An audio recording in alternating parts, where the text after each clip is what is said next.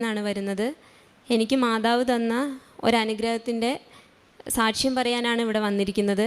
ഏറ്റവും കൂടുതൽ സാക്ഷ്യം തന്നിരിക്കുന്നതും അത്ഭുതം തന്നിരിക്കുന്നതും രോഗശാന്തിയിലൂടെയാണ്.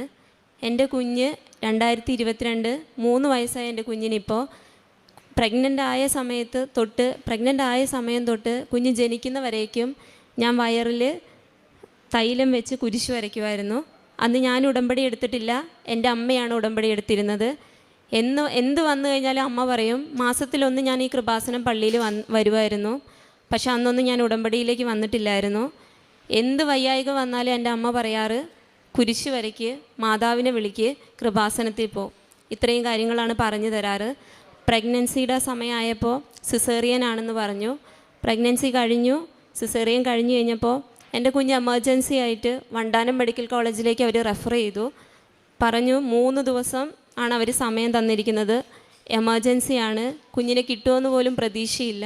ഒരമ്മയിൽ നിന്ന് കുഞ്ഞിനെ കൊണ്ടുപോകുമ്പോൾ ഉള്ള അവസ്ഥ ഒരു അമ്മയായിരിക്കുന്ന എല്ലാവർക്കും മനസ്സിലാവുമെന്ന് ഞാൻ വിചാരിക്കുന്നു. എൻ്റെ കുഞ്ഞെൻ്റെ കയ്യിൽ നിന്ന് പോയപ്പോഴും ഞാൻ മാതാവിനോട് പറഞ്ഞു, അമ്മേ മാതാവേ, എനിക്ക് തന്നെങ്കിൽ എനിക്ക് തിരിച്ചു തരണം. ഞാൻ ഒത്തിരി സ്ട്രഗിൾ ചെയ്തിട്ടാണ് എൻ്റെ കുഞ്ഞിന് ഇത്രയിലും ഞാൻ കിട്ടിയത്. അങ്ങനെ 3 ദിവസം എനിക്ക് സമയം തന്നു. 3-ാം ദിവസം എൻ്റെ ഹസ്ബൻഡിൻ്റെ അമ്മയും വണ്ടാനത്തും എൻ്റെ അനിയത്തിയും ഞാനും സാഗര ഹോസ്പിറ്റലിലായിരുന്നു ഉണ്ടായിരുന്നത്.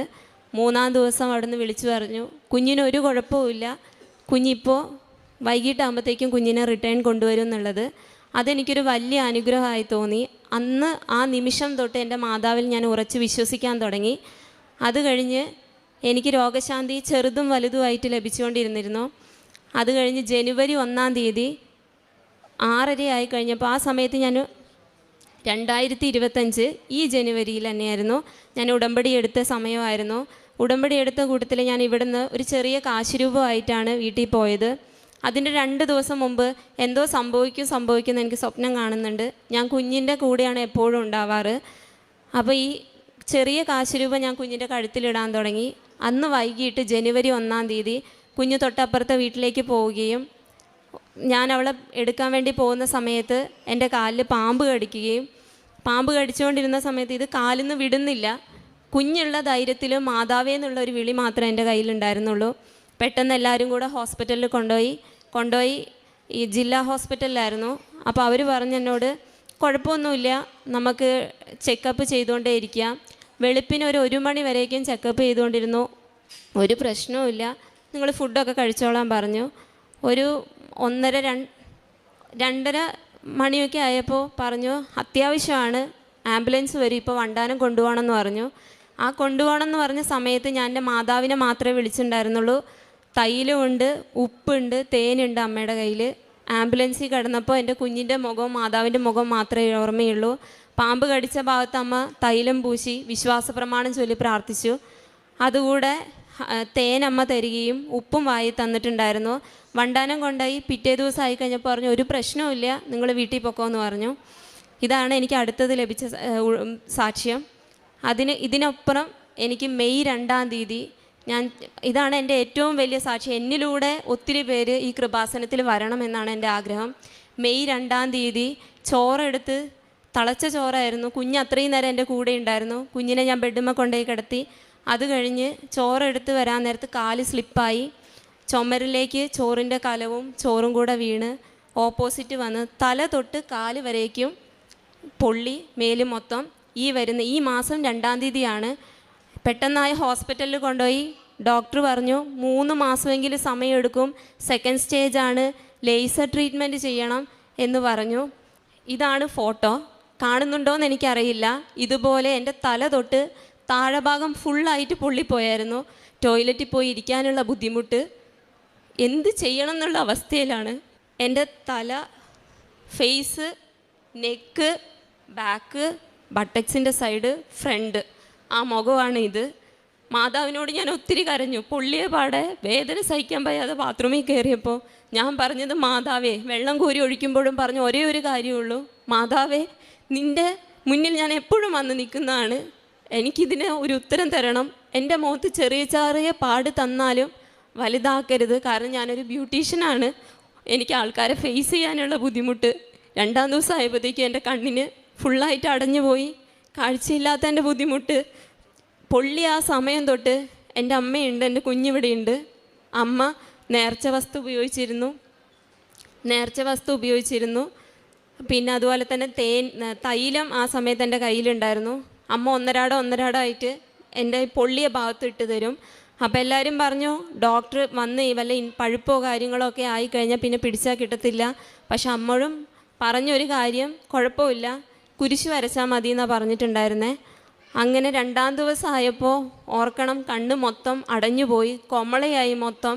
എനിക്ക് ഇരിക്കാൻ വയ്യ, എണീക്കാൻ വയ്യ, ഹസ്ബൻഡിനോട് കരച്ചിലും ദേഷ്യവും മാത്രമേ ഉള്ളൂ. ഡോക്ടർ പറഞ്ഞു ഒരു 3 മാസമെങ്കിലും റിക്കവർ ആവാൻ വേണ്ടി സമയമെടുക്കും, അതുകൂടെ നമുക്ക് ലേസർ ചെയ്താലേ ഈ പാടെല്ലാം മാറുള്ളൂ എന്ന്. അങ്ങനെ 3-ാം ദിവസം കഴിഞ്ഞു. 2 ആഴ്ച കിടക്കണം എന്ന് പറഞ്ഞ് ഞാൻ കറക്റ്റ് 6-ാം ദിവസമായി, 7-ാം ദിവസം മെയ് 7-ാം തീയതി എന്നെ ഡിസ്ചാർജ് ചെയ്തു. വീട്ടിൽ ചെന്ന് ഒരാളെ ഫേസ് ചെയ്യാനുള്ള ബുദ്ധിമുട്ട്. അപ്പോഴും ഞാൻ പ്രാർത്ഥിക്കുന്ന ഒരേ ഒരാൾ മാതാവ് മാത്രമേ ഉള്ളൂ. ഞാൻ എല്ലാ മാസവും മാതാവിൻ്റെ മുമ്പിൽ വരണതാ. എന്നിട്ട് മാതാവ് എന്തുകൊണ്ട് എന്നോട് ഇങ്ങനെ ചെയ്തു? എനിക്കൊരു ജോലി റെഡിയായിരുന്നു കോഴിക്കോട്, എൻ്റെ ഹസ്ബൻഡിനൊരു ജോലി റെഡിയായിരുന്നു. അതെല്ലാം കഴിഞ്ഞ് റിട്ടേൺ വരണ സമയത്താണ് ഈ സംഭവം നടന്നത്. ഞാൻ ഒത്തിരി കരഞ്ഞായിരുന്നു, ദേഷ്യവും വാശി. എനിക്ക് കുഞ്ഞിനെ പോലും എടുക്കാൻ വയ്യ. എൻ്റെ കുഞ്ഞ് 2 ദിവസം കഴിഞ്ഞ് കഴിഞ്ഞപ്പോൾ എൻ്റെ കണ്ണ് മൊത്തം അടഞ്ഞു പോയപ്പോൾ എൻ്റെ അടുത്ത് വരാതെയായി. എന്ത് ചെയ്യണമെന്നറിയില്ല. പക്ഷേ ഹോസ്പിറ്റലിൽ നിന്ന് റിക്കവർ ആവുന്നതിൻ്റെ 3 ദിവസം മുമ്പ് ഞാൻ അമ്മയുടെ അടുത്ത് ഇരുന്നപ്പോൾ പറഞ്ഞു, ഒരു മണം വരുന്നുണ്ട്, മുല്ലപ്പൂവിൻ്റെയാണോ എന്താണെന്നറിയത്തില്ല. 1 മിനിറ്റ് എങ്ങാണ്ട് ആ മണം ഉണ്ടായിരുന്നുള്ളൂ. അത് കഴിഞ്ഞപ്പോൾ അത് പോവുകയും ചെയ്തു. പക്ഷേ നഴ്സുമാർ വന്ന് ക്ലീൻ ചെയ്ത് ഈ മുറിവൊക്കെ ക്ലീൻ ചെയ്യുന്ന സമയത്ത് ഭയങ്കര വേദനയാണ്, യൂറിൻ വരേക്കും പോകും. ഒരവസ്ഥ എന്താണെന്ന് പോലും എനിക്കറിയത്തില്ല. മാതാവിനെ തന്നെ വിളിച്ചു, നേർച്ച വസ്തുക്കൾ ഉപയോഗിച്ചു. അന്നും രാത്രി കിടക്കുമ്പോൾ എന്തുകൊണ്ട് മാതാവേ നീ എനിക്കിത് തന്നു എന്ന് മാത്രമേ ഞാൻ ചോദിച്ചിട്ടുണ്ടായിരുന്നുള്ളൂ. അത് കഴിഞ്ഞ് ഹോസ്പിറ്റലിൽ നിന്ന് വീട്ടിൽ ചെന്ന് 3-ാം ദിവസമായി കഴിഞ്ഞ് ഹോസ്പിറ്റലിൽ നിന്ന് ഡിസ്ചാർജായി 3-ാം ദിവസമായപ്പോൾ എൻ്റെ കുഞ്ഞ് 2 ദിവസമായിട്ട് പറയുന്നു ഹസ്ബൻഡിനോട്, എൻ്റെ അടുത്ത് കിടക്കാൻ അവൾക്ക് പേടിയാണ്. ഹസ്ബൻഡിനോട് പറയുന്നു, മാതാവ് വന്നായിരുന്നു, ഈശോ വന്നായിരുന്നു, മമ്മിയുടെ ഉവ്വാവും എല്ലാം മാറ്റിക്കൊടുത്തു. 3 വയസ്സേ അവൾക്ക് പ്രായമുള്ളൂ. മാതാവ് ഈശോ എന്ന് മാത്രം പറയുന്നൊരു കൊച്ച് ഇത്രയും ഡീപ്പായിട്ട് ആ വോയിസ് എൻ്റെ കയ്യിലുണ്ട്. ഇത്രയും ക്ലിയർ ആയിട്ട് പറയാൻ ഒരു വഴിയില്ല. മാതാവ് വന്നു, ബീച്ചിൻ്റെ സൈഡിലാണ് വന്നത്, മമ്മിയുടെ ഉവ്വാവ് മാറ്റിക്കൊടുത്ത് പറന്ന് പോയി എന്ന് പറഞ്ഞു. അന്ന് ആ ദിവസം തൊട്ട് എനിക്ക് വേദന എന്താണെന്ന് ഞാൻ അറിഞ്ഞിട്ടില്ല. ഇത് പൊളിഞ്ഞു പോകുമ്പോൾ ഉള്ളൊരു ബുദ്ധിമുട്ട് എന്താണെന്ന് അറിഞ്ഞിട്ടില്ല. പിന്നെ ഇത്രയൊക്കെ എനിക്ക് വന്നിരുന്നോ എന്നാണ് ഞാൻ ചിന്തിച്ചിട്ടുണ്ടായിരുന്നത്. കറക്റ്റ് 1 മാസം മറ്റന്നാൾ ജൂൺ 2-ാം തീയതിക്ക് വരണേ ഉള്ളൂ. പക്ഷേ 1 മാസം കൊണ്ട് എൻ്റെ മുഖം കാണണം. ഇങ്ങനെ ആവുമെന്ന് ഞാൻ ജീവിതത്തിൽ ഇതുവരെ ഞാൻ വിചാരിച്ചിട്ടില്ല. 2ാമത് ഹോസ്പിറ്റലിൽ കാണിക്കാൻ പോയി. 2 ആഴ്ച കഴിഞ്ഞപ്പോൾ ഡോക്ടർ ചോദിക്കുകയാണ് ഇത് എന്തൊരു മിറാക്കിളാണ്. പക്ഷെ അന്ന് തൊട്ട് അവസാനം വരേക്കും കുരിശ് വരയ്ക്കുന്ന സമയത്ത് അല്ലെങ്കിൽ ഇടയ്ക്കായിട്ടാണെങ്കിലും ഞാൻ നേർച്ച വസ്തു ഉപയോഗിച്ചിരുന്നു. മാതാവിൽ ഉറച്ച് ഞാൻ വിശ്വസിച്ചിരുന്നു എനിക്കൊരു കുഴപ്പമുണ്ടാവില്ല എന്നുള്ളത്. എല്ലാവരും ഇങ്ങനെ പറയുമ്പോഴും ടെൻഷനായിരുന്നു. കാരണം ഇനി എന്ത് ചെയ്യും, മുഖം വെച്ചാൽ എനിക്കൊരു ജോലി ചെയ്യാൻ പറ്റത്തുള്ളൂ, എന്ത് ചെയ്യുമെന്ന് പറഞ്ഞ സമയത്ത് എൻ്റെ അമ്മ എന്നെ കൈ പിടിച്ച് നടത്തി. ഇന്ന് ഈ നിമിഷം ഇത്രയും പാട് വന്നിട്ടും ഡോക്ടർ ചോദിച്ച ഒരു കാര്യമാണ്, ഇത് അത്ഭുതമാണല്ലോ, ഇങ്ങനെ ഒരിക്കലും മാറത്തില്ല, 3 മാസം കഴിഞ്ഞ് ലേസർ ട്രീറ്റ്മെൻറ്റ് ചെയ്യണമെന്ന് പറഞ്ഞതാണ്. ഇപ്പോൾ പോയപ്പോൾ പറയുകയാണ് ലേസറിൻ്റെ ഒന്നും ആവശ്യമില്ല, അല്ലാതെ തന്നെ മാറുമല്ലോ എന്നുള്ളത്. അന്ന് തൊട്ട് ഇന്ന് വരേക്കും കുരിശ് വരയ്ക്കുന്നുണ്ട്. ഈ ഭാഗത്തെല്ലാം മുടി പോയി, ഐബ്രോസ് പോയി, കൺപീലി കൊഴിഞ്ഞു പോയി. പക്ഷേ ഇതൊക്കെ പോയപ്പോഴും വിഷമമുണ്ടെങ്കിലും പിന്നെ ഞാൻ വിചാരിച്ചു എൻ്റെ കൊച്ചിനാണ് പറ്റിയിരുന്നെങ്കിൽ എനിക്ക് അവളെ എടുക്കാൻ പോലും പറ്റത്തില്ലായിരുന്നു. ഡോക്ടർ പറഞ്ഞത് കുഞ്ഞായിരുന്നെങ്കിൽ കിട്ടത്ത് പോലും ഇല്ലായിരുന്നു എന്ന്. പാമ്പ് കടിക്കേണ്ടതും കുഞ്ഞിനായിരുന്നു. അന്നും ഞാൻ ഉടമ്പടിയിലായിരുന്നു, നേർച്ച വസ്തുക്കളെല്ലാം ഉപയോഗിച്ചിരുന്നു. കുഞ്ഞ് ജനിച്ച അന്ന് തൊട്ട് മിറാക്കിളാണ്. അവൾക്ക് മാതാവിനെ നന്നായിട്ട് അറിയാൻ പറ്റും. കുഞ്ഞിലൂടെയാണ് ഞങ്ങൾക്ക് അത്ഭുതങ്ങൾ തരുന്നത്. രോഗശാന്തിയാണ് ഏറ്റവും കൂടുതൽ തരുന്നത്. ഇത്രയും തന്ന മാതാവിനോട് ഒരുപാട് നന്ദി പറയുന്നു. എൻ്റെ ഫേസ് മാത്രമല്ല എല്ലാ ഭാഗവും പൊള്ളിയിട്ടുണ്ടായിരുന്നു. യൂറിൻ പാസ് ചെയ്യാനുള്ള ബുദ്ധിമുട്ടായിരുന്നു. ഞാൻ എല്ലാ മാസം പള്ളിയിൽ വരുമ്പോൾ ഞാൻ ആകെ പറയുന്ന വലിയൊരു കാര്യം, മാതാവേ അസുഖം തരരുത്, സാമ്പത്തിക പ്രശ്നം നമുക്ക് മാറ്റാം, വേറെ എന്ത് നമുക്ക് തരണം ചെയ്യാൻ പറ്റും. പക്ഷെ നമുക്ക് ഒരു രോഗം വന്നു പോയാൽ നമ്മുടെ അടുത്ത് ആരും ഇല്ലെങ്കിലും നമുക്കൊരു കുഞ്ഞുള്ള കാരണം നമുക്ക് അതുപോലെ നിൽക്കാനും പറ്റണം.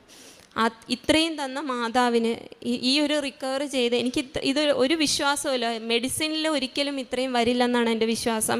കാരണം എന്നെ ആ സമയത്ത് വീഡിയോ കോൾ ചെയ്ത് ഇൻഫെക്ഷൻ ആയത് കാരണം ആരും അടുപ്പിക്കില്ലായിരുന്നു. ആ സമയത്ത് എന്നെ കണ്ടവരെല്ലാവരും പറഞ്ഞിരുന്നത് കണ്ണ് പോകും. കണ്ണിൻ്റെ ഡോക്ടർ വന്ന് 3 ദിവസം 4 ദിവസമായിട്ട് എനിക്ക് മെഡിസിൻ തന്നിരുന്നു. കണ്ണ് കാഴ്ചയില്ലാത്ത അവസ്ഥ, വേദന, ബുദ്ധിമുട്ട്, സാമ്പത്തിക പ്രശ്നം, ഇതൊക്കെ മാതാവ് എങ്ങനെ തരണം ചെയ്ത് ഇന്ന് ഈ നിമിഷം വരേക്കും എത്തിച്ചു എന്നുള്ളത് എനിക്കറിയില്ല. തന്ന എല്ലാ അനുഗ്രഹങ്ങൾക്കും മാതാവിന് ഒത്തിരി നന്ദി പറയുന്നു. കാരുണ്യ പ്രവൃത്തികൾ എന്ന് പറഞ്ഞാൽ കുഞ്ഞുള്ള കാരണം എനിക്ക് ഒത്തിരി ഒന്നും ചെയ്യാൻ പറ്റിയില്ല. എന്നാലും ഞങ്ങൾ റെൻറ്റിനാണ് താമസിക്കുന്നത്. എന്നെ കഴിയുന്ന രീതിയിൽ എൻ്റെ മുമ്പിൽ കൈനീട്ടിയ ആരെയും ഞാൻ കാണാതെ പോയിട്ടില്ല. ചെറുതായും വലുതായും എനിക്ക് പറ്റുന്ന രീതിയിൽ ഭക്ഷണമായിട്ടോ പൈസയായിട്ടോ ഞാൻ സഹായിച്ചിട്ടുണ്ട്. പിന്നെ പത്രം മേടിച്ച് കൊടുക്കുമായിരുന്നു. ഇത്രയാണ് ഞാൻ ചെയ്തിട്ടുണ്ടായിരുന്നത്.